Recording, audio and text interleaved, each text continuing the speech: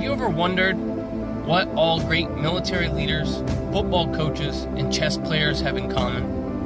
A strategic mindset. It's not always about the results of the move I make right here that matters, but more about the results of the move I make down the road. Studying and knowing your opponent and figuring out their game plan and how to defeat it before they ever have a chance to implement it. Christians, when will we realize we're at war? When will we wake up and come to the realization that we're at a war with an enemy who has but one goal, and one goal only? John 10:10 tells us that the enemy's goal is to seek, kill, and destroy. And do you know who he's going for first?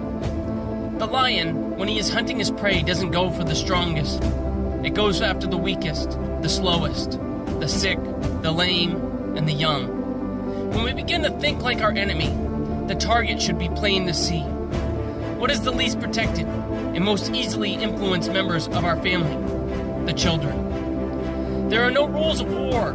There is no Geneva Convention dictating who and what the devil can and cannot attack. In fact, the enemy has been waging war on our children's minds for decades, and we can't seem to understand why we are living in a confused generation. They weren't born confused. In fact, they were born the way God made them. However, somewhere between infancy and adulthood, they came under attack. Seeds of confusion and deception planted through cartoons, TVs, and teachers with hidden agendas that attacked and shaped them. Now many of which are set on a self-destruct course unless an intervention is made. When will we wake up? When will we smarten up to the tactics of the enemy? When will we realize it's time to shut it off?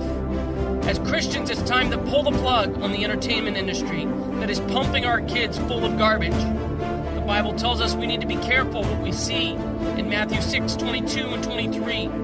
The light of the body is the eye. If therefore thine eye be single, thy whole body shall be full of light. But if thine eye be evil, thy whole body shall be full of darkness. If therefore the light that is in thee be darkness, how great is that darkness? What we see, what we watch, what we consume is what we become. You won't sit your kids down in your kitchen and feed them nothing but chips and soda, cookies, cake, and ice cream for breakfast, lunch, and dinner, right? Why? Because it's going to make them sick. Obesity, heart disease, diabetes, right?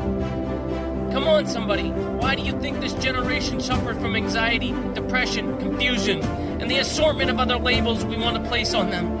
When the truth of the matter is, their brains have been fed junk, and now they're